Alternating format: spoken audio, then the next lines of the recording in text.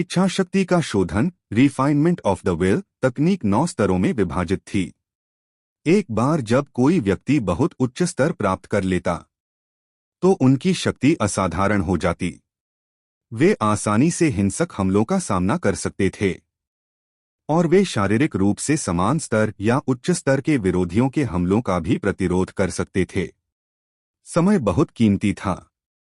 अर्जुन का मानना था कि भले ही वह एक दिन के भीतर इच्छा शक्ति का शोधन का एक निश्चित स्तर प्राप्त कर ले, फिर भी वह उस दैत्यपशु डीमोनिक बीस्ट के स्तर तक नहीं पहुंच पाएगा जो उसे मार डालेगा। अर्जुन को सभी मौखिक सूत्रों ओरल फॉर्म्यूलास को याद करने में 2 घंटे लगे। फिर उसने प्रशिक्षण शुरू किया। अर्जुन पालथी मारकर बैठा और तात्विक ऊर्जा की लहरें उसके शरीर के चारों ओर उमड़ पड़ी। उसने जो मंत्र सीखा था वह उसके मन में समा गया, बिना किसी प्रयास के प्रवाहित होने लगा। फिर उसने अपने शरीर की तात्विक ऊर्जा को शरीर शोधन बॉडी प्यूरिफिकेशन ऊर्जा में बदल दिया। अर्जुन ने अलग अलग मुद्राएं बनाईं। अनगिनत मंत्र उसकी हथेलियों से निकलकर उसके सिर के ऊपर मंडराने लगे। फिर अंतहीन तात्विक ऊर्जा इकट्ठी हुई और घूमते हुए संघनित मंत्र पर आ गिरी, जिसने तात्विक ऊर्जा को अर्जुन के शरीर में और उसके शरीर के प्रत्येक मेरिडियंस के माध्यम से निर्देशित किया। इच्छा शक्ति का शोधन तकनीक के पहले स्तर का उद्देश्य पवित्रता की स्थिति प्राप्त करने के लिए शरीर की सभी अशुद्धियों को बाहर निकालना था। उस आधार से वह इच्छा शक्ति का शोधन तकनीक के उच्च स्तरों के लिए प्रयास कर सकता था। तात्विक ऊर्जा की लहरें जो अर्जुन के शरीर में प्रवेश करती थीं, इच्छा शक्ति का शोधन तकनीकों द्वारा निर्दिष्ट ऊर्जा में बदल गईं।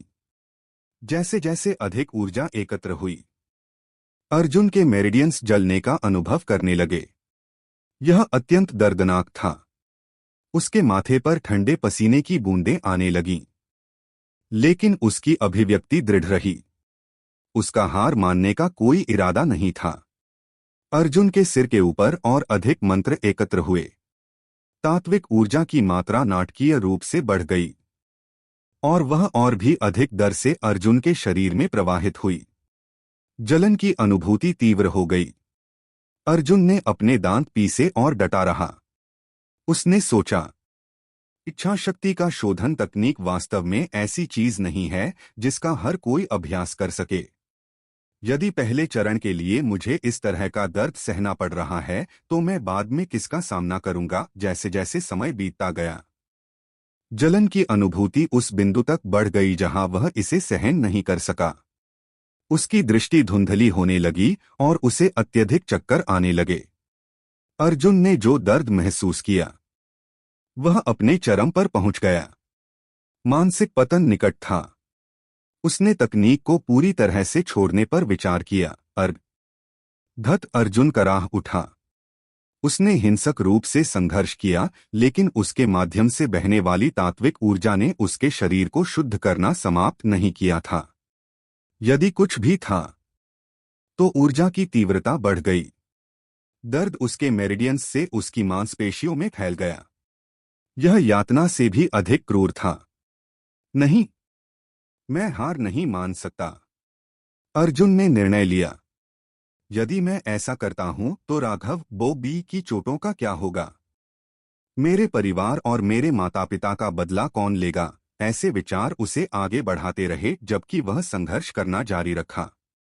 इस परीक्षा के अंत में कई चीजें उसका इंतजार कर रही थीं और उसे बस अपने दांत पीसकर सहन करना था। धीरे धीरे एक लंबी शब्दहीन चिल्लाहट के साथ अर्जुन ने अपने शरीर को सीधा किया। उसे पसीना आने लगा, जो खून जैसा दिख रहा था क्योंकि शुद्धिकरण अनुष्ठान तीव्र हो गया था। इसने उसके कपड़ों को लाल रंग में रंग दिया। वह ऐसा दिख रहा था जैसे उसने उस चीज में स्नान किया हो। इच्छा शक्ति का शोधन तकनीक का मौखिक सूत्र अर्जुन के मन में सबसे आगे रहा। उसने मंत्रों का निर्माण जारी रखा। उसका पूरा शरीर एक ऐसी चमक में नहाया हुआ था जो उसके खून से सने कपड़ों के साथ स्पष्ट रूप से विपरीत थी। धीरे धीरे दर्द उसके मांस और खून से उसकी हड्डियों में रिसने लगा। ऐसा लगा जैसे यह कभी नहीं रुकेगा। अंततः यह उसकी आत्मा को फाड़ देगा। दर्द के बावजूद अर्जुन का आत्मविश्वास वापस आ गया। दैवीय बोध डिवाइन सेंस ने उसके शरीर में मिली अशुद्धियों को दूर करने के लिए उसके शरीर में ऊर्जा का उपयोग किया। इच्छा शक्ति का शोधन का प्रभाव धीरे धीरे कम हो गया। अर्जुन ने दिन भर नर्क का अनुभव किया था और बड़ी मुश्किल से दूसरी तरफ से बाहर आया था। उसने एक लंबी सांस ली। उसने खुद को शक्तिहीन महसूस किया। वह पीछे की ओर झुक गया और जमीन पर सिर टकराने से पहले गहरी नींद में सो गया। वह इतना कमजोर था कि उसे पता नहीं चला कि उसका शरीर सिगरेट तार जैसी चिपचिपी बदबूदार चीज की एक मोटी काली परत से ढका हुआ था। यह उन सभी अशुद्धियों से बना था जिन्हें उसने इच्छा शक्ति का शोधन तकनीक विकसित करके अपने शरीर से बाहर निकाला था। कुछ समय बाद जमीन हिल गई क्योंकि हवा में से एक विशाल आकृति प्रकट हुई और अर्जुन के सामने उतर गई। उसके आगमन ने अर्जुन को जगा दिया। वह खड़ा हो गया और विशाल आकृति को देखा। कम से कम तुम समय के पाबंद हो, उसने कहा। उसने आराम करने के लिए कुछ समय निकालने के लिए अपना प्रशिक्षण जल्दी पूरा कर लिया था। दैत्य वानर डीमोनिक एप ठीक एक दिन बाद प्रकट हुआ था जब वह चला गया था। ऐसा लगता है कि तुमने मुझे निराश नहीं किया है। वानर ने अर्जुन से टेलीपैथी के माध्यम से तारीफ की। तुमने इच्छा शक्ति का शोधन का पहला स्तर हासिल कर लिया है।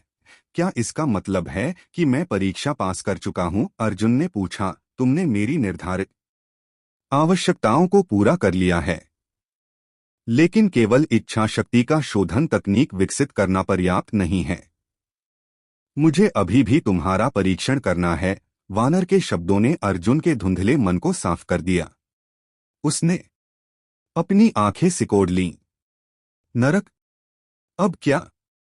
उसने सोचा। तुम मेरा परीक्षण कैसे करोगे? उसने पूछा। युद्ध में, वानर ने लापरवाही से उत्तर दिया। एक हल्की रोशनी उसके शरीर पर पुरानी धार्मिक पेंटिंग में संतों के चारों ओर हेलो निम्बस की तरह बस गई। फिर वह सिकुड़ गया और एक साधारण गोरिल्ला में बदल गया। कमी काफी थी, लेकिन वह अभी भी अर्जुन से काफी लंबा और भारी था। हम अभी शुरू करते हैं, वह बिना चेतावनी के दहाड़ा। उसकी विशाल मुट्ठी एक तारे के चारों ओर घूमते हुए ग्रह की तरह अर्जुन की ओर बढ़ी। उसकी गति और शक्ति चौंकाने वाली थी। अर्जुन को इतने अचानक हमले की उम्मीद नहीं थी।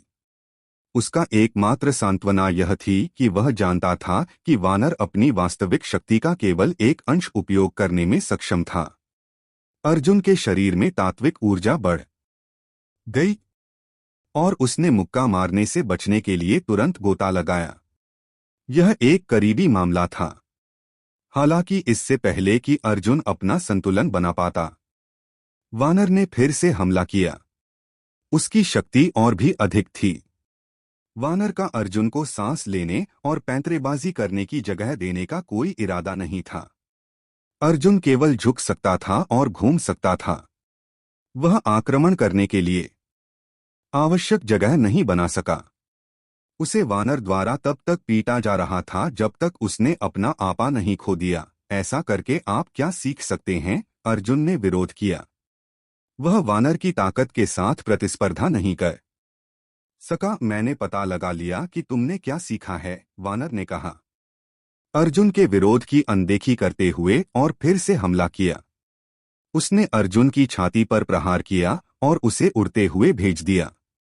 वह जोर से गिरा और खून की उल्टी की। उठो, वानर ने आदेश दिया। उसकी आवाज ठंडी थी। अर्जुन का चेहरा पीला था। उसने अपने मुंह के कोने से खून पोंछा। वह जानता था कि वानर का काम अभी खत्म नहीं हुआ था, इसलिए उसने निर्देश का पालन किया और खड़ा हो गया। इसके बाद की लड़ाई पूरी तरह से एक तरफा थी। वानर ने अर्जुन को पीटना जारी रखा। अर्जुन का पूरा शरीर चोटों से ढका हुआ था और उसके आंतरिक अंग भी क्षतिग्रस्त हो गए थे। उसके मुंह से खून बहता रहा। वह नर्क जैसा दिख रहा था। यदि अर्जुन ने इच्छा शक्ति का शोधन का पहला स्तर हासिल नहीं किया होता जिसने उसके शरीर को शुद्ध और रूपांतरित कर दिया था, तो वानर ने उसे सीधे मार डाला होता। जैसा कि था, अर्जुन केवल वानर के कभी न खत्म होने वाले हमलों का सामना कर सकता था। उसकी इंद्रियां धीरे धीरे सुन्न हो गईं। उसने अपने शरीर पर प्रभावों को देखना बंद कर दिया। क्रूर तड़का टेम्परिंग लंबे समय तक जारी रहा। अर्जुन बेहोश होने ही वाला था जब वानर ने अंततः मारना बंद कर दिया। उठो, वानर ने आदेश दिया। अर्जुन केवल अनुपालन कर सकता था। उसका चेहरा भावहीन था, जैसे वह खड़ा हुआ और अपने उत्पीड़क का सामना किया। उसका शरीर बुरी तरह पीटा गया था और खून से ढका हुआ था। हालांकि उसने अभी भी हार मानने से इनकार कर दिया। आज के लिए बस इतना ही। तुम पहले दौर में पास हो गए। अपने प्रशिक्षण पर लौट आओ। मैं कल उसी समय वापस आऊंगा। तुम्हें इच्छा शक्ति का शोधन का दूसरा स्तर सफलतापूर्वक प्राप्त करना होगा। तुम जानते हो कि यदि तुम ऐसा नहीं करोगे तो क्या होगा, वानर ने सख्ती से कहा। अर्जुन की भयानक उपस्थिति को अनदेखा करते हुए उसने एक ड्रिल सार्जेंट की तरह अर्जुन का मूल्यांकन किया, सिर हिलाया और गायब हो गया। चक्कर आने के कारण अर्जुन जमीन पर गिर गया। वह वानर के साथ बहस करना चाहता था, लेकिन उसके ऐसा करने से पहले ही वह चला गया। अर्जुन लाचार था, लेकिन वह जानता था कि यदि वह यहां से जिंदा बाहर निकलना चाहता है तो उसे वानर की शर्तों को पूरा करना होगा। अर्जुन ने आह भरी क्योंकि उसने अपने शरीर के हर हिस्से में दर्द सहन किया। उसने खुद को व्यवस्थित किया और उस मंत्र को तैयार करना शुरू किया जो इच्छा शक्ति का शोधन के दूसरे स्तर की ओर ले गया। इच्छा शक्ति का शोधन तकनीक के 9 स्तर थे। पहला शरीर शोधन बॉडी प्यूरिफिकेशन था। दूसरा मांसपेशियों का सुदृढ़ीकरण मसल स्ट्रेंथनिंग था। तीसरा स्नायु दृढ़ीकरण टेंडन टफनिंग था। चौथा अस्थि सुदृढ़ीकरण बोन रीइंफोर्सिंग था। पांचवां स्तर मज्जा अनुकूलन मैरो ऑप्टिमाइजिंग था। छठा स्तर अंगवर्धन ऑर्गन एनहैंसिंग था। सातवां स्तर रक्त निस्पंदन ब्लड फिल्टरिंग था। आठवां स्तर आत्मा विस्तार सोल मैग्निफाइंग था। नौवां स्तर स्वयं इच्छा शक्ति का शोधन था। केवल जब छात्र 9वां चरण पूरा कर लेता तभी उनका शरीर सही स्थिति तक पहुंच सकता था। ठीक है।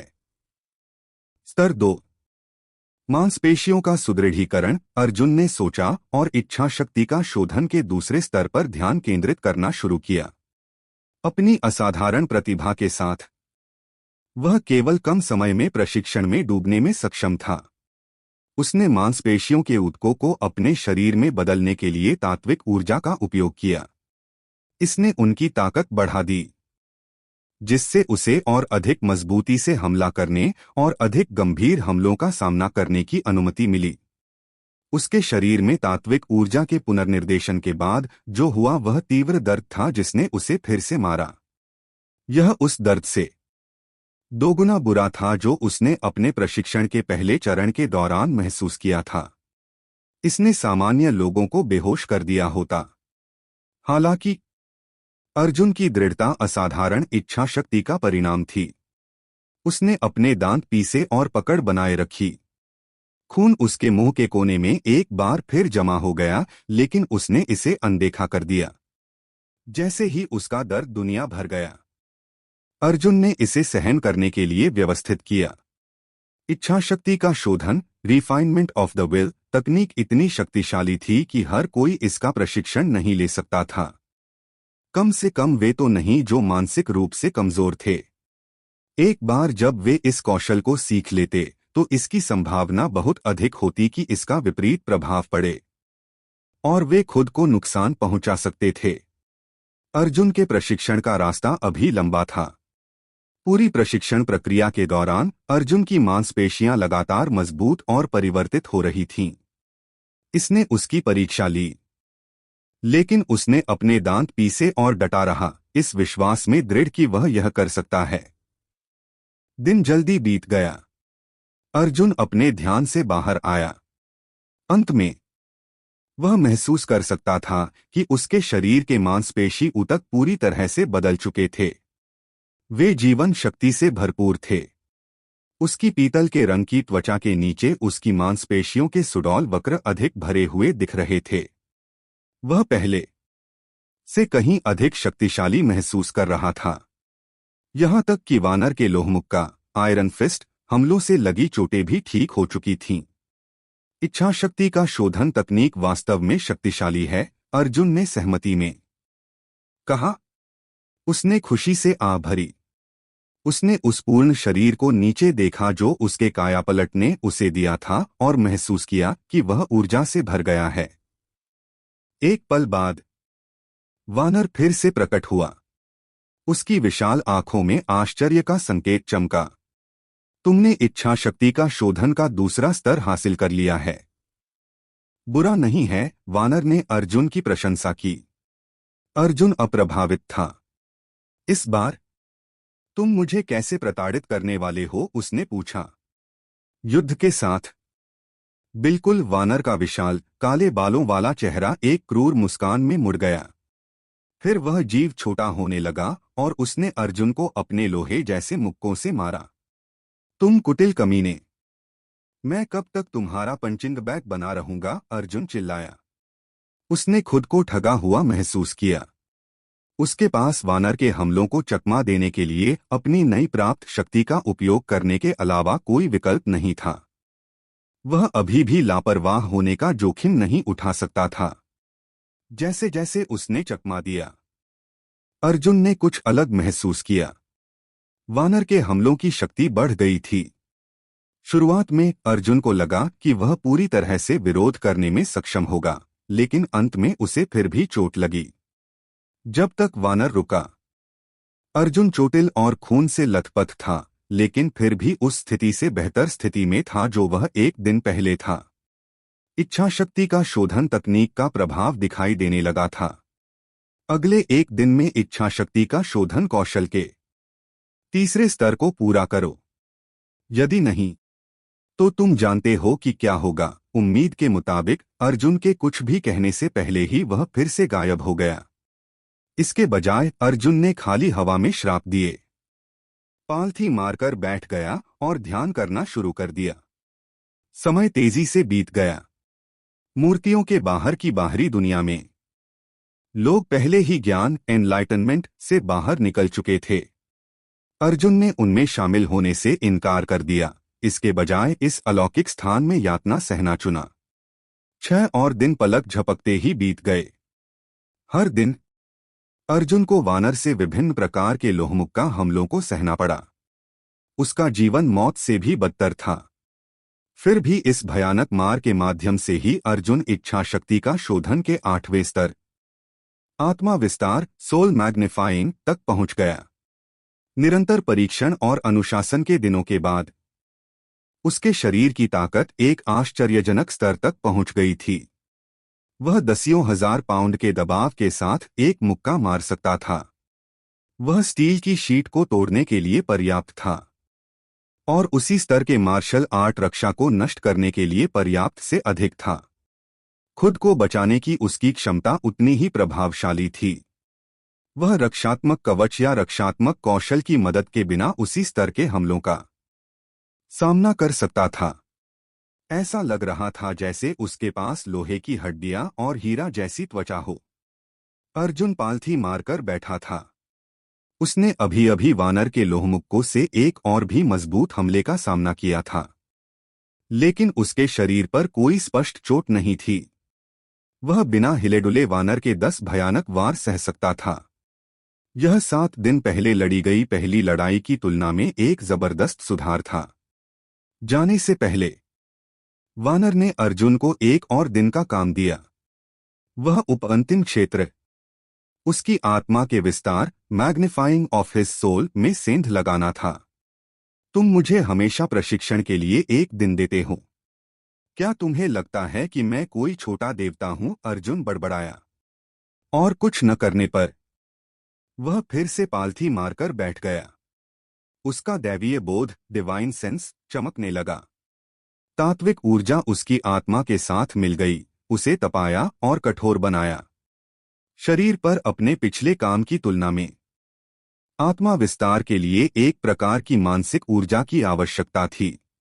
इसलिए अर्जुन को हर कदम पर अतिरिक्त सावधानी बरतनी पड़ी। यदि उसकी आत्मा के साथ कुछ होता तो वह शायद नहीं मरता, लेकिन वह सबसे अधिक मानसिक रूप से क्षतिग्रस्त हो जाता। अर्जुन के शरीर का तापमान बढ़ने लगा। दैवीय बोध किसी तरह की आध्यात्मिक ज्वाला में बदल गया था। ऐसा लग रहा था जैसे उसकी आत्मा आग पर थी। लेकिन एक बार प्रक्रिया पूरी हो जाने के बाद जब वानर उसे परखने आया तो वह उसका सामना ऐसी समानता, एक्वानिमिटी के साथ कर सकता था जैसा उसने पहले कभी महसूस नहीं किया था। उसकी आत्मा की महानता की वृद्धि ने उसे शांत झील जैसी शांति दी जिसमें वह गोता लगा सकता था और साफ पानी में निलंबित तैर सकता था। वानर के हमलों ने उसे निराश और क्रोधित करना बंद कर दिया। बाद में वानर संतुष्ट होकर चला गया। उसके कानों में उसकी सामान्य हिदायत गूंज रही थी। तुम्हारे पास इच्छा शक्ति का शोधन के अंतिम स्तर को सीखने के लिए केवल एक दिन है। इच्छा शक्ति का शोधन आत्मा विस्तार स्तर पर सीखे गए कौशल का विकास था और इसने पूरी तकनीक को अपना नाम दिया। दैवीय बोध को नियंत्रित करने की आवश्यकता आत्मा विस्तार स्तर की तुलना में बहुत अधिक सख्त थी। अर्जुन ने इसे सावधानीपूर्वक नियंत्रित किया। थोड़ी सी भी गलती करने की हिम्मत नहीं की। जैसे जैसे आध्यात्मिक ज्वाला उसकी आत्मा में अधिक तीव्र जलती गई, भीतर से आने वाला दर्द फिर से प्रकट हुआ। यह तेजी से तीव्र हो गया और अर्जुन चिंतित हो गया। अर्जुन का चेहरा पीला पड़ गया। उसकी आत्मा की आग ने न केवल उसके शरीर को अत्यधिक दर्द दिया, बल्कि उसके दिमाग को भी नुकसान पहुंचाया। चिंता और हीनता की भावनाएं उस पर हावी हो गईं और उसे कुचलने का खतरा पैदा करने लगीं। दैवीय बोध का इस हद तक उपयोग करने से अर्जुन को लगा कि वह जल्द ही अपने दिमाग को ढहने, कोलैप्स का कारण बन सकता है। अर्जुन ने खतरे को नजरअंदाज कर दिया और अपनी ध्यान की स्थिति बनाए रखी। आध्यात्मिक ज्वाला और भी मजबूत हो गई, उसकी आत्मा को जलाते हुए। अर्जुन का शरीर तेजस्वी अग्नि से घिरा हुआ था जिसने ईथर को गर्म कर दिया। उसके शरीर से चटकती और थूकती हुई खगोलीय ज्वालाएं, एस्ट्रल फ्लेम्स, उठीं। गर्मी ने अर्जुन को आत्मविश्वास दिया। उसे कोई संदेह नहीं था कि वह अंतिम बाधाओं को तोड़ सकता है और इच्छा शक्ति का शोधन तकनीक को पूरी तरह से विकसित कर सकता है। बाहरी दुनिया में 8 दिन बीत चुके थे। कालभैरव शिखर, एस्केलॉन पीक के शीर्ष पर, जहां 8 मूर्तियां स्थित थीं, अर्जुन को छोड़कर बाकी सभी अपने अपने ज्ञान के स्तरों से बाहर निकल चुके थे। अर्जुन वहीं रहा। अजीब रोशनी उसके शरीर के चारों ओर रून्स की तरह घूम रही थी। अन्य लोगों में से किसी ने भी ऐसा कुछ नहीं देखा था। बाह्य रूप से पर्वत की चोटी पर कोई भौतिक परिवर्तन नहीं हुआ था। 8 मूर्तियां बनी रहीं, साथ ही गुरुत्वाकर्षण विसंगति भी, जिसने चढ़ाई को इतना कठिन बना दिया था। हालांकि जिन लोगों ने परीक्षण किया था वे अलग थे।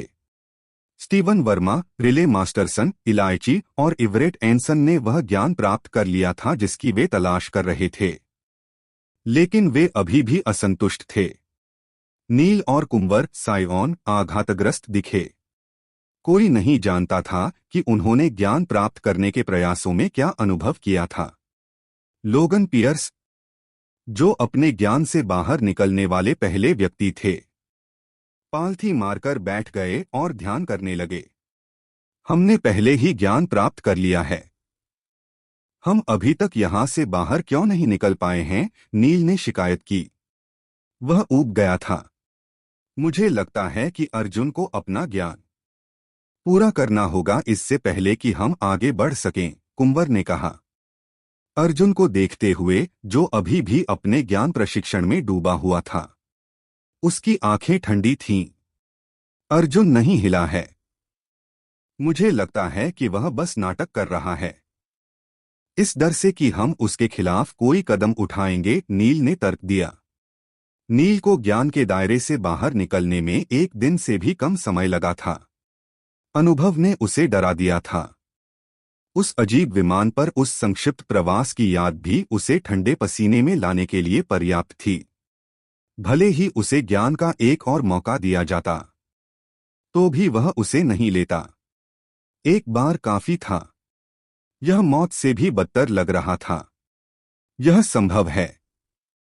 मेरा मतलब है, ऐसा नहीं है कि उसके पास मूर्तियों द्वारा प्रदान किए गए ज्ञान में भाग लेने की योग्यता भी है। कुंवर ने सिर हिलाया। उसने अर्जुन के सामने चलते हुए बात की। उसके चेहरे पर राक्षसी खुशी छा गई। जागो! कुंवर ने अलौकिक मात्रा में चिल्लाया। उसकी पुकार पर्वत की चोटी पर गूंज गई और उपस्थित सभी लोगों को अस्थायी रूप से बहरा कर दिया। अर्जुन, जो उसके सबसे करीब था, सबसे अधिक प्रभावित हुआ।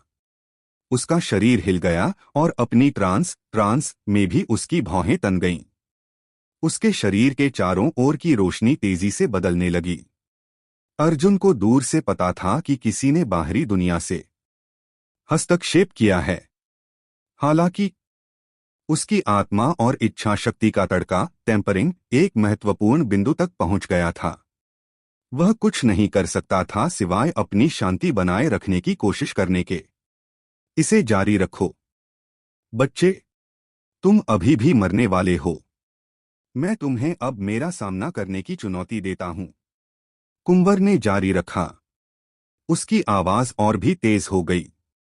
उसके चारों ओर चट्टानें चटक गईं। क्या तुम वास्तव में इतने निचले स्तर के हो कि जब कोई ज्ञान की तलाश कर रहा हो तो उस पर हमला करो? इलायची ने गुस्से में पूछा, कुंवर के चेहरे के सामने आते हुए। तुम्हारे पास मेरी आलोचना करने का क्या अधिकार है? कुंवर ने पूछा। उसकी आंखों में एक शैतानी चमक थी। उसने उसे बेशर्मी से देखा। तक्षक गुरुकुल में इंटरसेप्ट ने उन लोगों को आकर्षित और सुगम बनाया जो स्वाभाविक रूप से कामुक थे। और कुंवर कोई अपवाद नहीं था। उसका कामुक इरादा स्पष्ट था क्योंकि उसने अपनी आंखों को उसके शरीर पर फेरा। क्या तुम हमेशा उन लोगों के प्रति इतनी सुरक्षात्मक रहती हो जिनके साथ तुम सोती हो? तुम्हारी चिंताएं घृणित हैं, इलायची ने थूकते हुए कहा। उसकी आंखें काली पड़ गईं और उसकी आभा उसके चारों ओर उभर आई।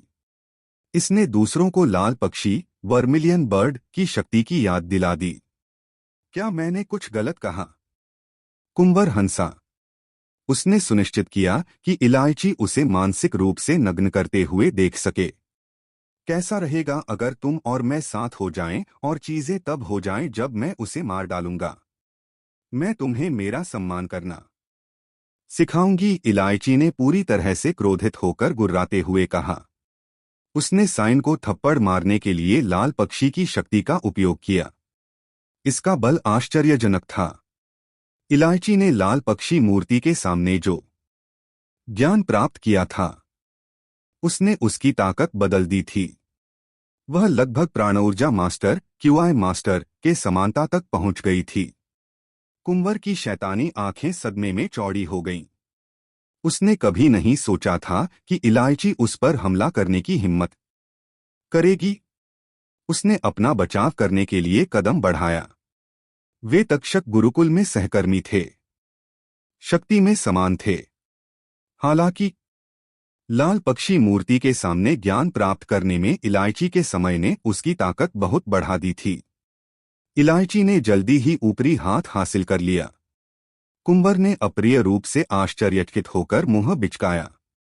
तुम्हारा जीवन जब्त है, इलायची चिल्लाई। उसने अपने प्रयासों को दोगुना कर दिया। उसका हमला जंगली और भयंकर था। लाल पक्षी का प्रभाव स्पष्ट था और कुंवर मुश्किल से अपनी सांस ले पा रहा था। उसने हमला करके अपना बचाव किया। दोनों बल टकराए लेकिन कुंवर को पीछे धकेल दिया गया। इलायची अडिग थी। कुंवर पर वार कर रही थी। उसके पास पीछे हटने के अलावा कोई विकल्प नहीं था। तुम मरने वाले हो। कुंवर इलायची चिल्लाई। उसके हमलों में लाल पक्षी की छाया थी। कुंवर ने अपना होंठ काटा। कोई राहत नहीं थी, वह पीछे हट रहा था और हार करीब थी। जो लोग देख रहे थे वे इलायची की ताकत देखकर हैरान थे। इस बीच अर्जुन का उत्तेजक ध्यान आखिरकार समाप्त हो रहा था। उसने भारी दर्द के बावजूद अपने दिमाग को थामे रखा, जो अब शुक्र है कम हो रहा था। जैसे ही आध्यात्मिक आग की अंतिम लहर उसकी आत्मा पर चमक उठी, अर्जुन ने इच्छा शक्ति का शोधन तकनीक के 9वें स्तर में महारत हासिल कर ली। वह अंततः उसका मास्टर बन गया था। अर्जुन ने एक गहरी सांस ली और अपने माथे से पसीना पोंछा। वह मुस्कुराया, एक साथ प्रसन्न और राहत महसूस करते हुए। वह आखिरकार सफल हो गया था। ऐसा करने के लिए उसने अमानवीय दर्द सहा था, लेकिन अब जब उसने प्रशिक्षण पूरा कर लिया था तो वह शारीरिक और मानसिक रूप से आराम महसूस कर रहा था। वह अपने साथ शांति में था। उसने एक त्वरित सूची ली। मेरा वर्तमान शरीर उत्तम है और मेरी आत्मा शक्तिशाली है। यदि मैं पर्वत कंपन माउंटेन क्वेक, 9वें स्तर की रजत भाला सिल्वर लैंस तकनीक और अपनी नई समझ को जोड़ लूं तो मुझे किसी भी साधारण 9वें स्तर के विशेषज्ञ को आसानी से हरा देना चाहिए, उसने सोचा। अचानक जमीन हिल गई और वह वानर प्रकट हुआ। वह अर्जुन के ऊपर मंडराया। जैसे ही उसकी राक्षसी आभा हवा में भर गई। तो तुमने इच्छा शक्ति का शोधन पूरा कर लिया है। भले ही बमुश्किल, वानर की कर्कश आवाज अर्जुन के मन में गूंजी।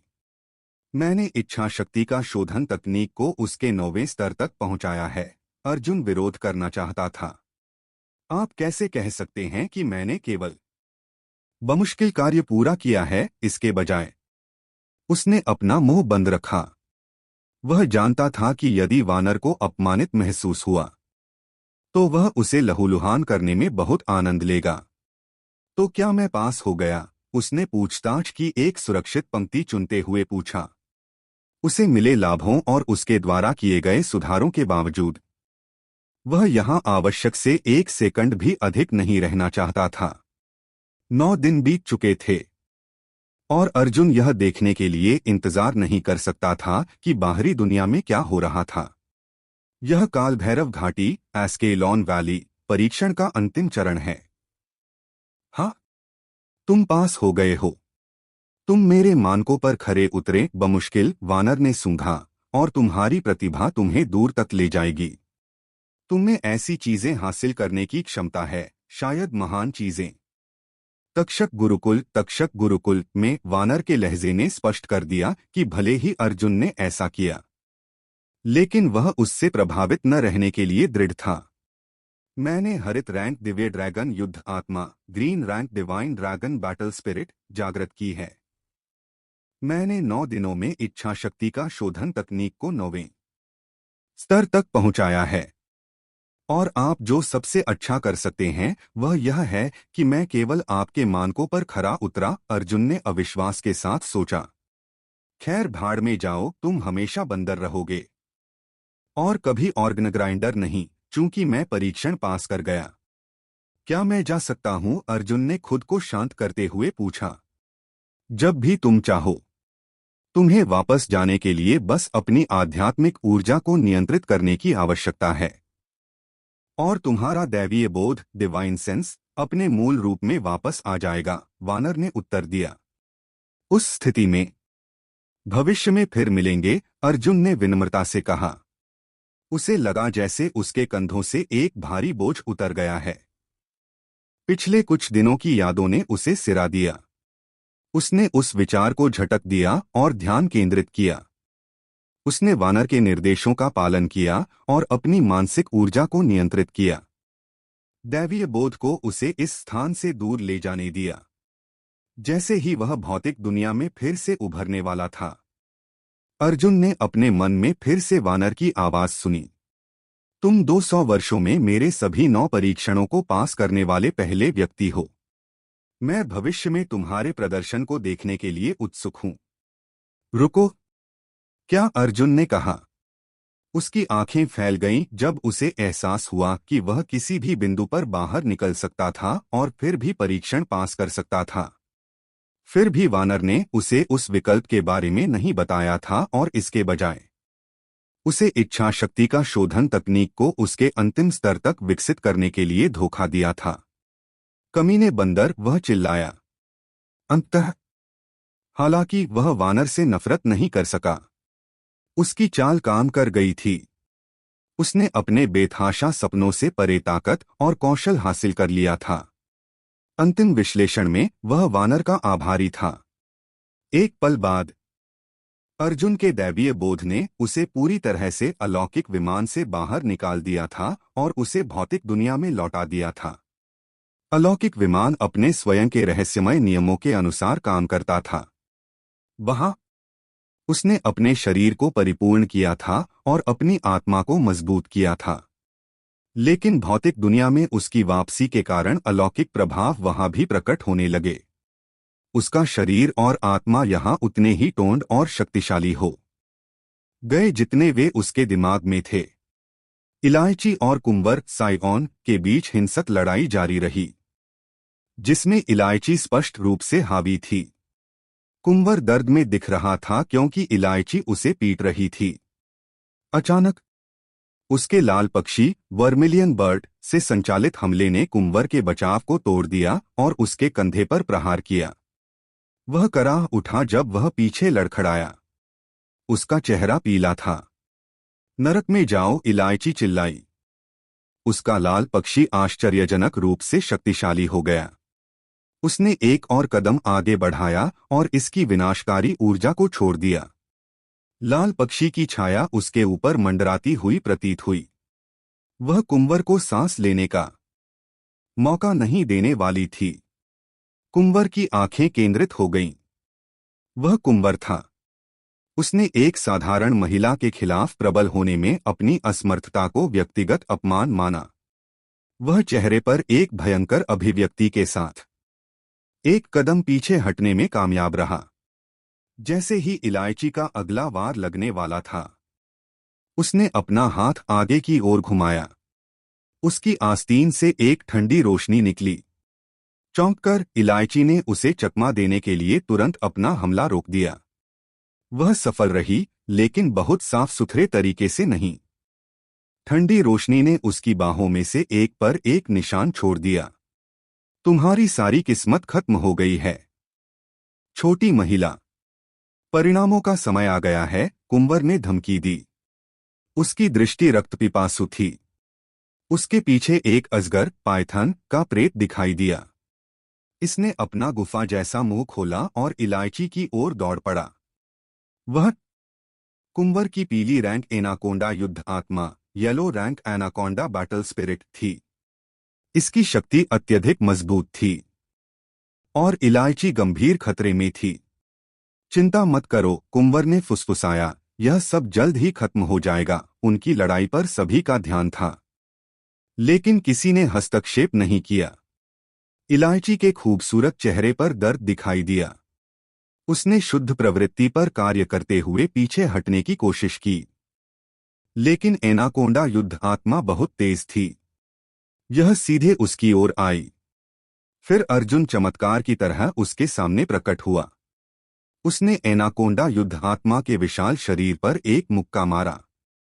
इसमें कोई तात्विक ऊर्जा नहीं थी। यह बस एक सामान्य मुक्का था।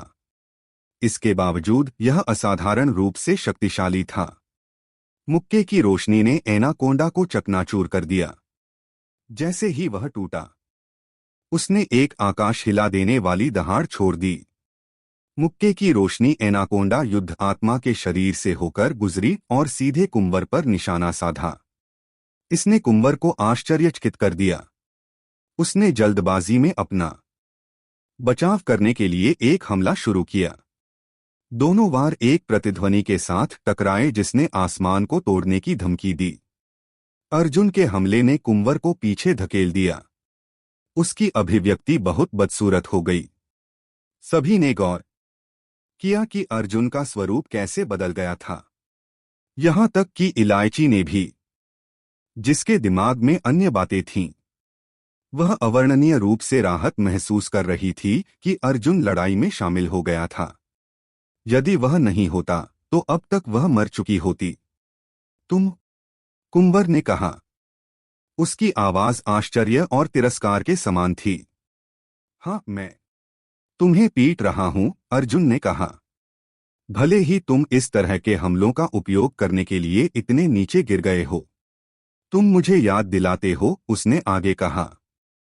किसी ऐसी चीज की जिस पर मैं कभी कभी पैर रख सकता हूं जब मैं पार्क में टहलने के लिए बाहर होता हूं। गर्म दिन में बहुत अप्रिय उसके स्वर का हल्कापन उसकी आंखों से मेल नहीं खाता था। वे एक बिना म्यान की तलवार की तरह तेज थीं। कोई भी तरीका जो काम करता है वह अच्छा है। और तुम किसी और को डॉगशिट कहने की स्थिति में मुश्किल से हो, कुंवर ने उपहास किया। तुमने अपनी मूर्ति में क्या प्राप्त किया? किस मार्शल तकनीक ने तुम्हें वह मुक्का दिया? उसने अर्जुन को पहले कार्रवाई में देखा था। हालांकि अर्जुन बहुत मजबूत था, लेकिन उसे ऐसा मुक्का मारने में सक्षम नहीं होना चाहिए था। यह उसे पीछे धकेलने के लिए पर्याप्त था। कौन सी मार्शल तकनीक? क्या ऐसा लगता है कि मुझे तुमसे निपटने के लिए किसी मार्शल तकनीक की आवश्यकता है? अर्जुन प्रफुल्लित लग रहा था। यह केवल एक सामान्य मुक्का था जिसने कुंवर को पीछे हटने के लिए मजबूर किया था। इसमें कोई तात्विक ऊर्जा नहीं थी। हालांकि कुंवर ने अन्यथा सोचा और गलती से माना कि अर्जुन ने मूर्ति के साथ जुड़ने के अपने समय से एक गहन मार्शल तकनीक प्राप्त की है। समय बर्बाद करना बंद करो। मैं अर्जुन से निपटने में तुम्हारी मदद करूंगा। एक बार जब हम उसे मार देंगे तो हम 8 काल भैरव फल एस्केलॉन फ्रूट समान रूप से बांट लेंगे। तुम मेरा हिस्सा ले सकते हो, लेकिन इलायची मेरी है, नील ने बीच में कहा। उसने अपने लक्ष्य को गुप्त नहीं रखा। उसने इलायची को वासना के साथ देखा। उसकी इच्छा स्पष्ट और घृणित दोनों थी। इलायची ने उसे घृणा से देखा। मुझे भी शामिल करो। उसने मेरे कई साथी शिष्यों को मार डाला। स्कोर बराबर करने का समय आ गया है, रिले ने कहा। मैं भी शामिल हूं। जब अर्जुन इसकी मिट्टी में दफन हो जाएगा तो दुनिया बहुत बेहतर हो जाएगी, इवरेट ने ठंड से कहा। अर्जुन के प्रति उसकी नफरत किसी और की तरह ही पुरानी थी। क्या तुम सब मुझे मारने और मेरे द्वारा एकत्र किए गए काल भैरव फल चुराने के लिए एक साथ काम करने जा रहे हो? अर्जुन ने पूछा। सचमुच मैं सम्मानित और ईमानदार कंपनी में खड़ा हूं। उसकी ठंडी दृष्टि हर किसी पर फैल गई। हालांकि स्टीवन चुप रहा था। अर्जुन को उसकी हत्या में भाग लेने के इरादे पर कोई संदेह नहीं था। क्या गलत है? नील ने पूछा। अचानक उस हर व्यक्ति को नाराज न करने का मूल्य देख रहे हो जिसके संपर्क में तुम आते हो। जब से इलायची ने दिव्य खाई झरना वेल्किन फॉल्स के नीचे अर्जुन के लिए बात की थी, नील को पता था कि एक दिन वह उसे मार देगा। लेकिन जैसे ही हर कोई अर्जुन और इलायची से निपटने के लिए मुड़ा, आसमान से प्रकाश की एक किरण नीचे उतरी और 8 मूर्तियों के बीच के मध्य मैदान को रोशन कर दिया। उससे शक्ति की लहरें निकलीं। हर कोई जम गया। उन्हें कोई अंदाजा नहीं था कि प्रकाश का क्या अर्थ है। यह क्या है? नील ने पूछा। बाकी लोगों की तरह उसे भी कोई अंदाजा नहीं था कि रोशनी का क्या मतलब था। क्या इसे हमें वापस ले जाने के लिए माना गया है? हर कोई सतर्कता से प्रकाश पुंज के पास गया। तुम सभी काल भैरव घाटी परीक्षण पास कर चुके हो। अब केवल इतना करना बाकी है कि एस्टेट गुरुकुल लौटने के लिए प्रकाश पुंज पर सवार हो जाओ, एक आवाज ने उन्हें निर्देश दिया। वे सभी आज्ञाकारी रूप से प्रकाश में कदम रखे और तुरंत उन्हें अंतरतारकीय अंतरिक्ष इंटरस्टेलर स्पेस की विशालता महसूस हुई। परिवहन का यह जो भी तरीका था, यह स्पष्ट था कि यह अकल्पनीय दूरियों पर काम कर सकता था। अगले कुछ क्षणों के लिए सभी की दृष्टि धुंधली हो गई और चक्कर आने लगे। ऐसा लग रहा था जैसे वे दुनिया के बीच की गहरी ठंडी खाड़ी के माध्यम से उड़ रहे हों। फिर सब कुछ रुक गया। जब उनकी आंखें अभ्यस्त हुईं, तो उन्होंने खुद को कालभैरव घाटी के प्रवेश द्वार पर पाया। एक भीड़ उनका इंतजार कर रही थी। वे बाहर आ गए, किसी ने चिल्लाकर कहा। तक्षक गुरुकुल के इतिहास में यह पहली बार था कि 8 लोगों ने एक साथ परीक्षण पास किया था। भीड़ ऐसी अद्भुत प्रतिभा की उपस्थिति में रोमांचित थी। उनमें से कुछ एस्टेट के विभिन्न हिस्सों से आए थे ताकि लौटने वालों को देख सकें। अन्य ने खुद परीक्षण में भाग लिया था, लेकिन इसे पूरा करने से पहले ही बाहर हो गए थे।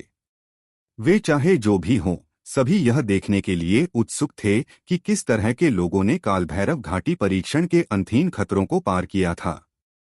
स्टेफनी फिलिप्स और एली कार्टर उनमें से थीं।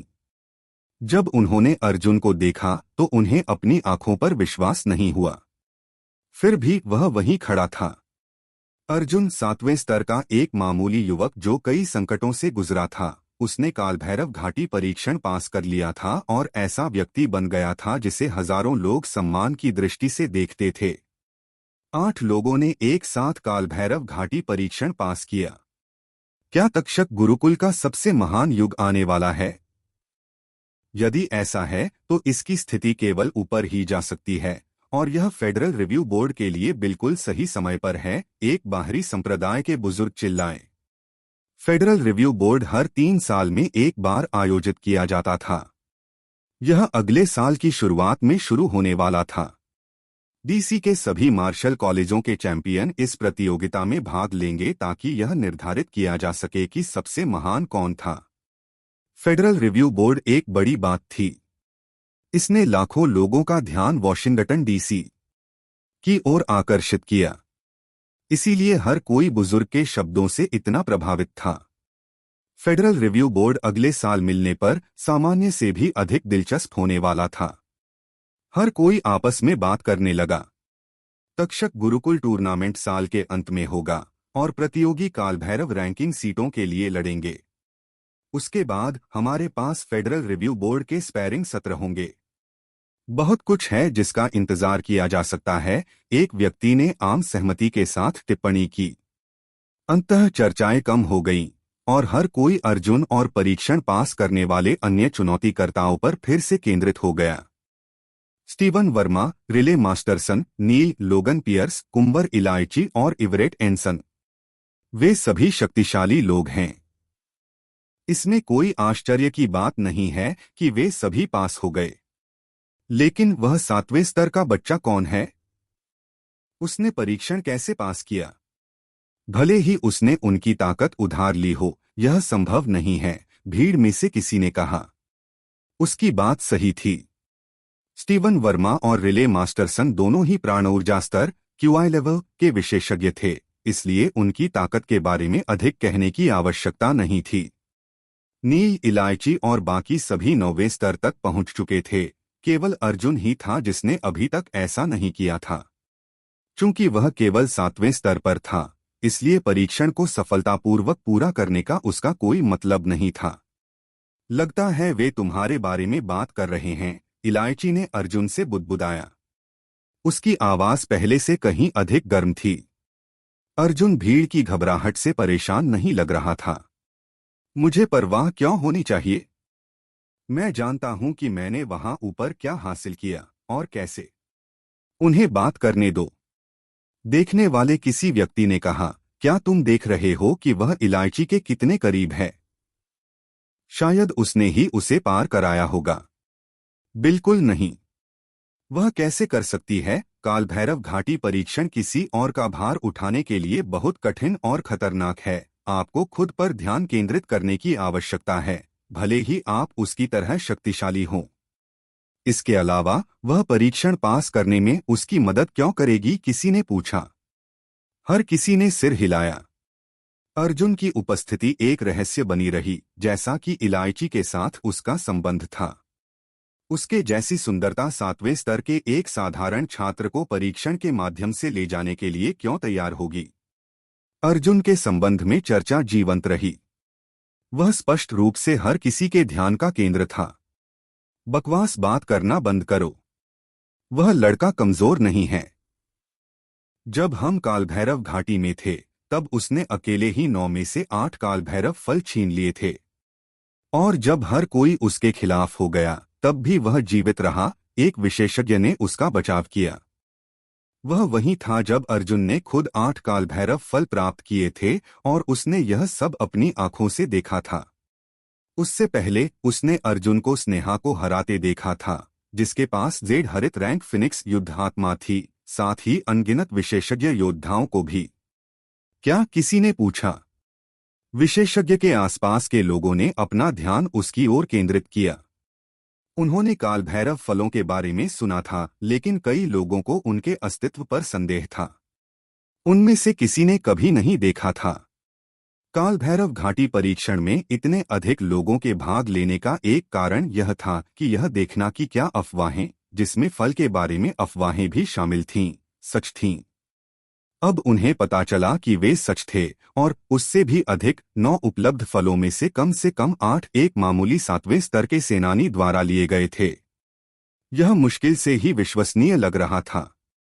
यह निश्चित रूप से उचित नहीं लग रहा था। इसने बहुत से लोगों की औचित्य की भावना को ठेस पहुंचाई कि ऐसा महान पुरस्कार इतने जूनियर व्यक्ति द्वारा लिया गया था।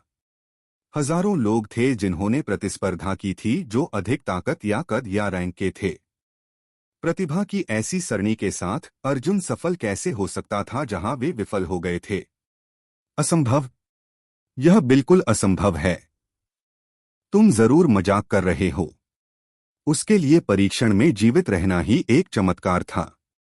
उसके पास कालभैरव फल लेने का क्या अधिकार है? एक 9वें स्तर के विशेषज्ञ ने अपनी भौहें उठाकर पूछा।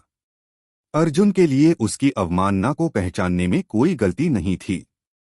यदि तुम उसकी ताकत में विश्वास नहीं करते हो तो तुम जाकर कोशिश कर सकते हो। यदि तुम उसे हरा सकते हो तो तुम उससे कालभैरव फल लेने के हकदार हो, अर्जुन का बचाव करने वाले बुजुर्ग ने उत्तर दिया। उसकी सावधानीपूर्वक विनम्रता उसकी आंखों में मनोरंजन द्वारा थोड़ी कमजोर हो गई थी। वह योद्धा ने कहा, घृणा के साथ अर्जुन की जांच की। बुजुर्ग के लहजे से आहत होकर उसने अर्जुन से संपर्क किया। मैंने सुना है कि तुम दावा करते हो कि तुम्हारी ताकत 8 कालभैरव फल छीनने के लिए काफी थी। क्या वह सच है? अर्जुन ने शांति से अपनी नजरें घुमाईं। तुम्हारे पास मुझसे सवाल करने का क्या अधिकार है? योद्धा ने अर्जुन को घूर कर देखा। किसी को उस अहंकार को तुम्हारे मुंह से थप्पड़ मारकर बाहर निकालने की जरूरत है, बेटे। अब इसे देखो। मैं तुम्हें सीधे नीचे गिराने वाला हूं, और इसे करने के लिए मुझे केवल एक मुक्का चाहिए। बोलना खत्म करने से पहले ही उसकी मुट्ठी हिल रही थी। उसने अर्जुन को जवाब देने का कोई समय नहीं दिया।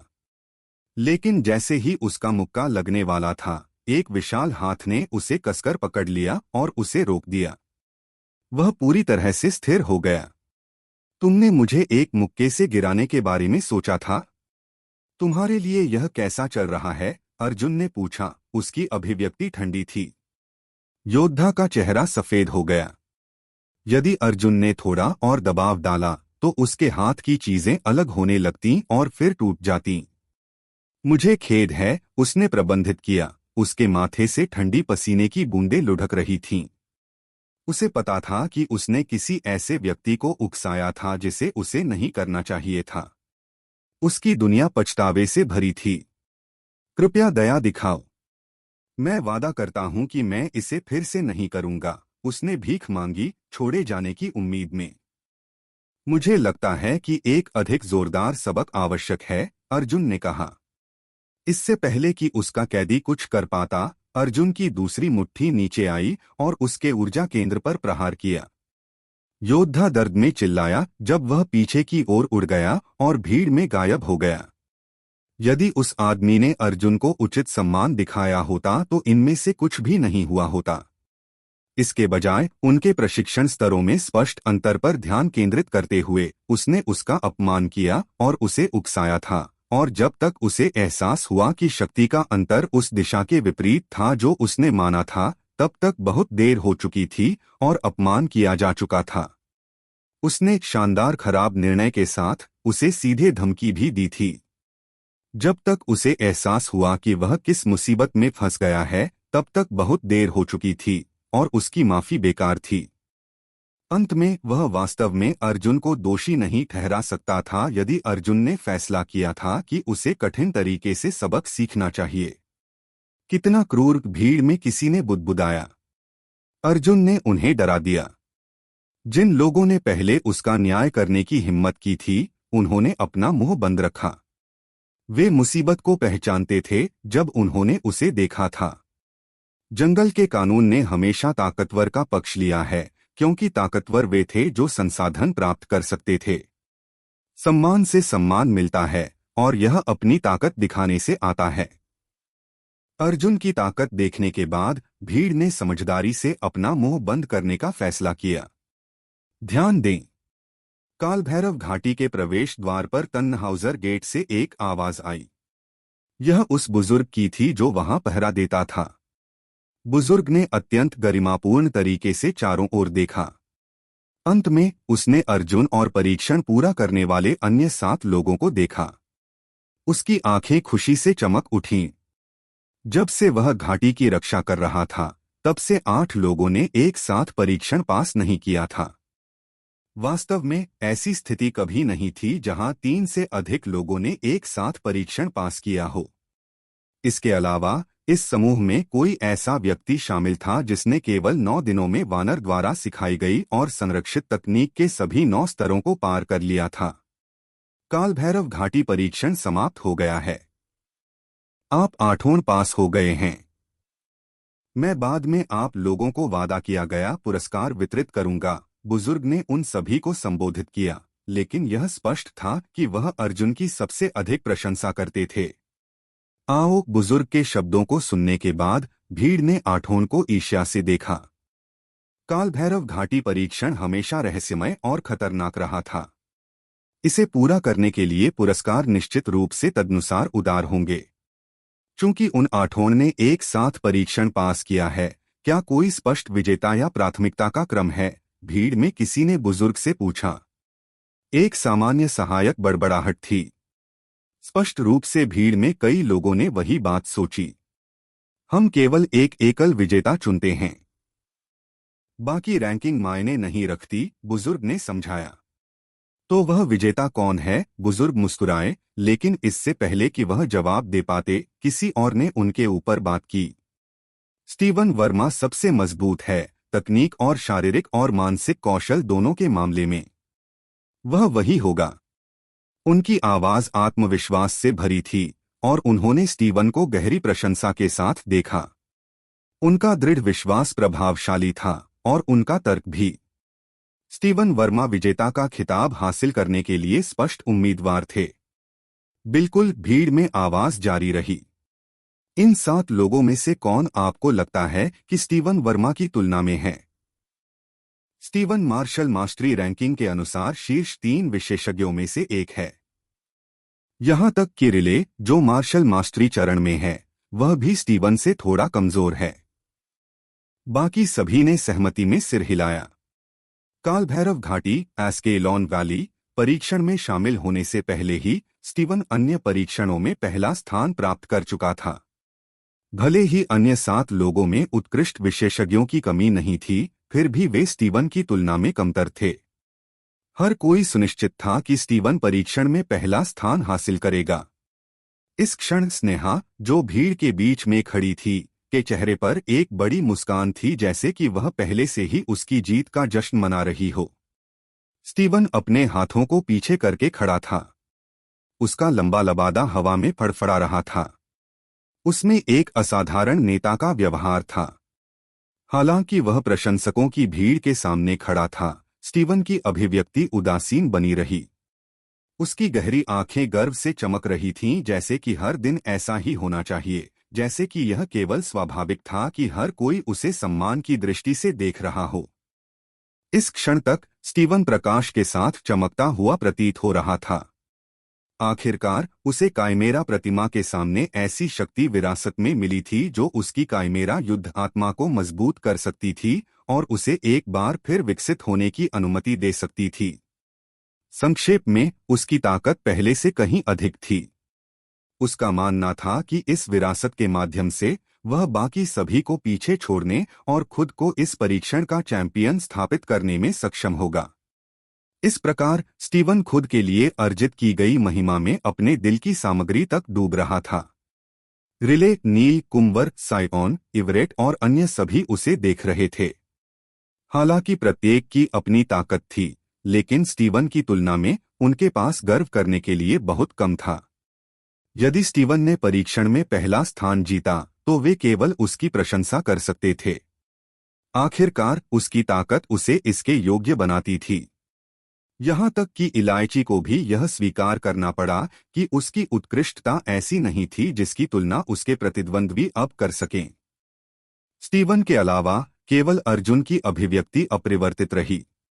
उसने इन कार्यवाही की शुरुआत से अंत तक स्टीवन की ओर कभी नहीं देखा, जैसे कि इस सब का उससे कोई लेना देना न हो। स्टीवन चाहे कितना भी उत्कृष्ट क्यों न हो, वह अर्जुन के ध्यान के योग्य नहीं था। तुम सभी मेरे साथ आओ, बुजुर्ग ने चिल्लाया और अर्जुन और अन्य लोगों की ओर अपना हाथ लहराया। पहाड़ की चोटी की ओर चलते समय उनकी आंखें उत्साह में चमक उठीं। पुरस्कार बांटने का समय आ गया था। हर किसी की आंखें 8 दावेदारों पर टिकी थीं, जो उनकी महिमा का गवाह बनने के लिए उत्सुक थे। वे हॉल के केंद्र में पहुंचे।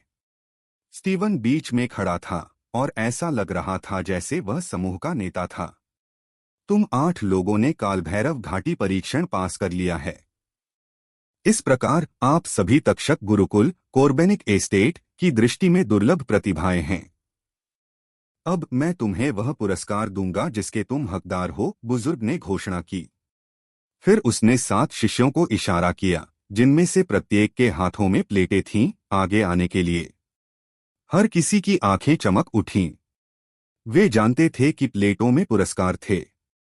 ये 7 उपहार 7 अन्य दावेदारों के लिए होने चाहिए, स्टीवन को छोड़कर, क्योंकि वह चैंपियन है, कुछ लोगों ने अनुमान लगाया। कई लोगों ने सोचा कि स्टीवन इस परीक्षण में पहला स्थान जीतने के लिए और भी अधिक उदार पुरस्कार प्राप्त करने के लिए निश्चित था। प्लेटें पकड़े हुए 7 शिष्य आगे बढ़ते रहे। हालांकि कई लोगों ने देखा कि उनमें से एक 8 लोगों के केंद्र की ओर चलता हुआ प्रतीत हो रहा था, जहां स्टीवन खड़ा था। भीड़ में लोग फुसफुसाने लगे, क्या उसे गलतफहमी हुई है? वह स्टीवन की ओर क्यों चल रहा है? परीक्षण में पहला स्थान जीतने वाले के रूप में क्या उसे बेहतर पुरस्कार नहीं मिलना चाहिए? जब शिष्य स्टीवन के सामने रुका तो हर कोई हक्का बक्का रह गया। उन्होंने सोचा कि शिष्य से गलती हुई है। स्टीवन ने अपने सामने शिष्य को देखकर थोड़ी भौहें सिकोड़ी। बाकी 6 लोगों में से प्रत्येक ने उन्हें दिया गया पुरस्कार स्वीकार किया। यह एक स्नो क्रिस्टल पिल थी।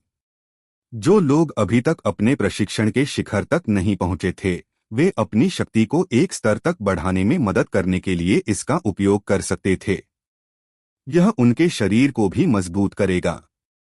यह काफी कीमती थी, जिसे मौजूद हर कोई पाने के लिए तरसता था और जिसका सपना देखता था।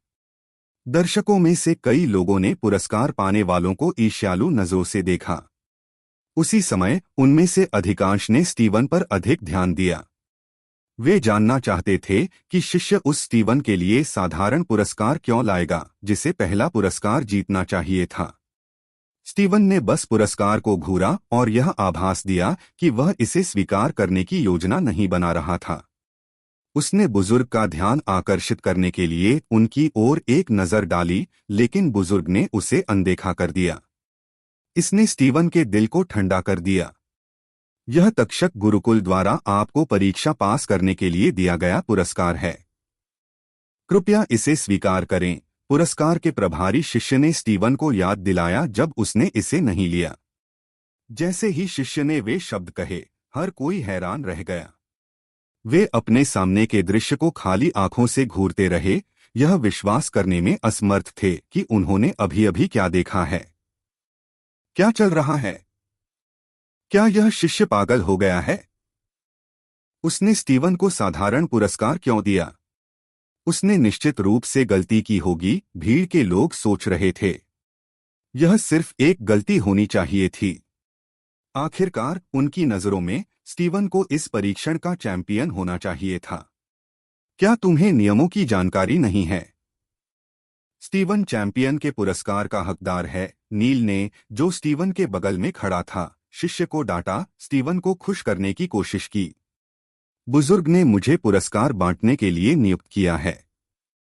मैं गलती कैसे कर सकता हूं? यह पुरस्कार स्टीवन का है, ठीक है। यदि वह इसे स्वीकार नहीं करना चाहता है तो मुझे इसे बुजुर्ग को वापस करना होगा, शिष्य ने जवाब दिया। शिष्य नील की बातों से खुश नहीं था। वह काल भैरव घाटी के संरक्षकों में से एक था और उसके पास एक विशेषाधिकार प्राप्त स्थान था।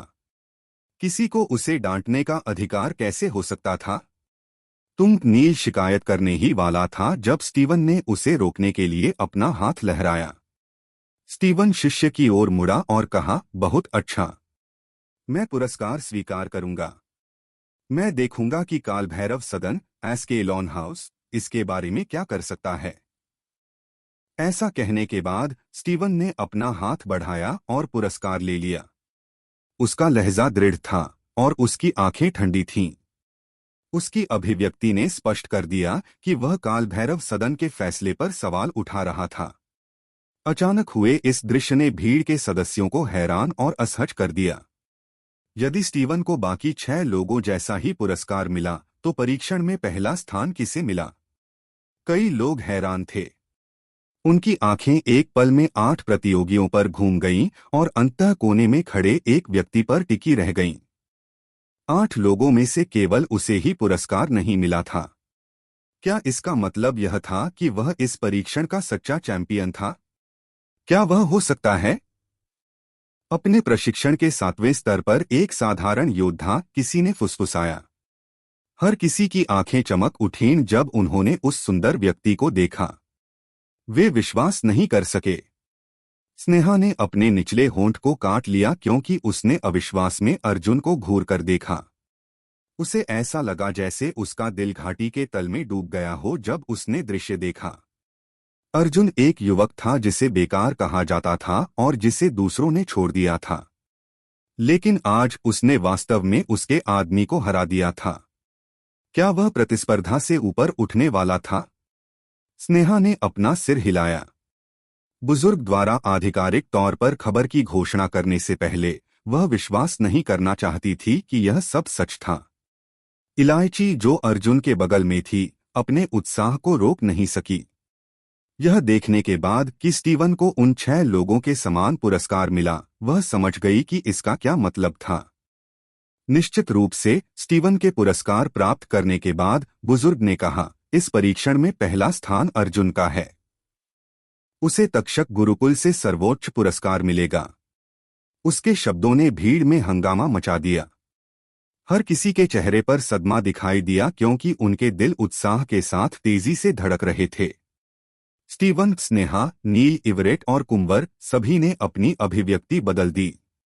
उन्होंने पहला स्थान जीतने के बारे में अपनी कल्पनाओं को थामे रखा था, लेकिन इस क्षण जब बुजुर्ग ने अर्जुन का नाम लिया तो उनकी कल्पनाएं पूरी तरह से टूट गईं। यह कैसे संभव है? यह कोई कैसे परीक्षण का विजेता हो सकता है? नील ने अपनी भौहें सिकोड़ते हुए सोचा। वह अभी भी इस पर विश्वास करने को तैयार नहीं था। उन्हें गलती करनी ही होगी। हमारे यहाँ रहते हुए पहला स्थान केवल 7वें स्तर के एक धोखेबाज के हाथों में कैसे जा सकता है? कुंवर भी हैरान था। वह अर्जुन के बजाय स्टीवन को चैंपियन मानना पसंद करता। यह कैसे हो सकता है? उसने यह कैसे किया? स्नेहा बुदबुदाई। उसकी खूबसूरत आंखें सुस्त थीं जब उसने सोचा, क्या मैंने वास्तव में सही आदमी को चुना है? अर्जुन काल भैरव सदन की भर्ती परीक्षा में उज्ज्वल रूप से चमका था, यह उल्लेख करने के लिए नहीं कि वह लंबे समय से उसे पार कर चुका था। फिर काल भैरव घाटी में अर्जुन ने अकेले ही 9 में से 8 काल भैरव फल प्राप्त किए थे। यही कारण था कि उसने काल भैरव घाटी परीक्षण में पहला पुरस्कार जीता था। पहली बार स्नेहा ने अर्जुन को स्टीवन के लिए छोड़ने के अपने फैसले पर संदेह किया। उस क्षण भीड़ उस चमत्कार पर चर्चा कर रही थी जो अभी उनकी आंखों के सामने हुआ था। अर्जुन प्रशिक्षण के 7वें स्तर पर एक युवक वास्तव में कई उत्कृष्ट विशेषज्ञों के साथ प्रतिस्पर्धा करने के बावजूद परीक्षण में पहला स्थान हासिल कर चुका था। 9 काल भैरव फलों के लिए प्रतिस्पर्धा में उसने उनमें से 8 प्राप्त किए थे। इन सबसे पहले अर्जुन को हर किसी द्वारा नीची नजरों से देखा गया था, लेकिन अब वह इस परीक्षण का चैंपियन बन गया था।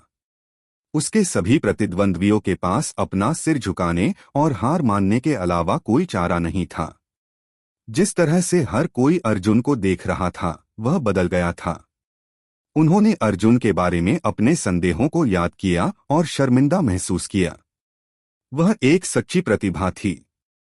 7वें स्तर पर अपने प्रशिक्षण के साथ वह स्टीवन रिले और मार्शल मास्टरी चरण में उसका सामना करने वाले अन्य विशेषज्ञों को पीछे छोड़ने में सक्षम था और उसने कालभैरव घाटी परीक्षण में भी पहला स्थान हासिल कर लिया था। उनकी क्षमता पर सवाल उठाने का उन्हें क्या अधिकार था? स्टेफनी और एली ने अर्जुन को देखा, जो आकाश में चमकते हुए तारे जैसा लग रहा था। उन्हें लगा कि उनके दिल कोमल हो गए हैं। विशेष रूप से एली। उसने सोचा, यदि वह पहले अर्जुन के प्रति पक्षपाती नहीं होती और उसके साथ अधिक ईमानदारी से व्यवहार करती तो क्या अब उनका रिश्ता बेहतर होता। भीड़ के सामने एक शिष्य धीरे धीरे चलकर आया और अर्जुन के सामने रुक गया। उसने उसे देखकर मुस्कुराया और सिर हिलाया, फिर उसे ट्रे थमा दी। उसके बाद शिष्य मुड़ा और चला गया। अर्जुन ने ट्रे पर रखी वस्तु की जांच की। यह एक स्कारलेट लाल औषधीय गोली रिसरेक्शन पिल थी। हर्बल सुगंध की लहरों ने उसकी नाक भर दी। अर्जुन ने औषधीय गोली को रखने में संकोच नहीं किया और उसने अपनी कृतज्ञता व्यक्त करने के लिए बुजुर्ग के सामने थोड़ा झुककर नमन किया। बुजुर्ग ने अपना हाथ लहराया और स्पष्ट आवाज में कहा, वह एक पुनरुत्थान गोली रिसरेक्शन पिल है। यह परीक्षण में पहला स्थान प्राप्त करने के लिए पुरस्कार है। इस पुनरुत्थान गोली के अलावा तक्षक गुरुकुल आपके एक अनुरोध को भी पूरा कर सकता है। जब तक यह अनुरोध बहुत अधिक नहीं है, हम इसे पूरा करने की पूरी कोशिश करेंगे। पुनरुत्थान गोली, भीड़ में किसी ने हांफते हुए कहा। जब दर्शकों ने बुजुर्ग के शब्द सुने तो वे सभी हैरान रह गए। पहले स्थान के लिए पुरस्कार वास्तव में अद्वितीय था।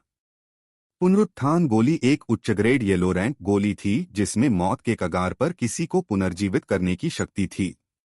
ट्रू मार्शल स्टेज के नीचे का एक विशेषज्ञ, चाहे उसकी चोटें कितनी भी गंभीर क्यों न हो, जब तक वह अभी भी सांस ले रहा था, गोली की सहायता से वापस जीवित हो सकता था। यह उसे पूरी तरह से उसकी मूल स्थिति में बहाल कर देगी। पुनरुत्थान गोली के शक्तिशाली प्रभाव के कारण यह अत्यंत कीमती थी। पूरे वॉशिंगटन डीसी क्षेत्र में केवल 3 कीमियागर एल्केमिस्ट्स थे जो इसे तैयार कर सकते थे। इसके अलावा ये कीमियागर कई वर्षों से सेवानिवृत्त थे। उनके लिए व्यक्तिगत रूप से गोलियां तैयार करना बहुत दुर्लभ था। इस प्रकार एक पुनरुत्थान गोली कभी भी वॉशिंगटन डीसी में नहीं खरीदी जा सकती थी। बहुत से लोग इसे प्राप्त करना चाहते थे, लेकिन बहुत कम ही कर पाते थे। शायद पूरे कालभैरव सदन के पास ऐसी केवल कुछ ही गोलियां थीं। हालांकि चूंकि अर्जुन ने कालभैरव घाटी परीक्षण में पहला स्थान हासिल किया था, तक्षक गुरुकुल ने उसे ऐसी कीमती गोली से पुरस्कृत किया था। पुरस्कार की विशिष्टता ने प्रदर्शित किया कि इस परीक्षण में पहला स्थान जीतने वाला व्यक्ति तक्षक गुरुकुल के लिए कितना महत्वपूर्ण था। स्नो क्रिस्टल पिल और पुनरुत्थान गोली के बीच कोई तुलना नहीं थी। आखिरकार अपने प्रशिक्षण में सुधार करने की तुलना में किसी के जीवन को बहाल करना अधिक महत्वपूर्ण था। स्टीवन की आंखें ठंडी थीं। उसके लिए पुनरुत्थान गोली और पहले स्थान की महिमा उसकी होनी चाहिए थी। अर्जुन के प्रति स्टीवन की नफरत और भी अधिक मजबूत हो गई।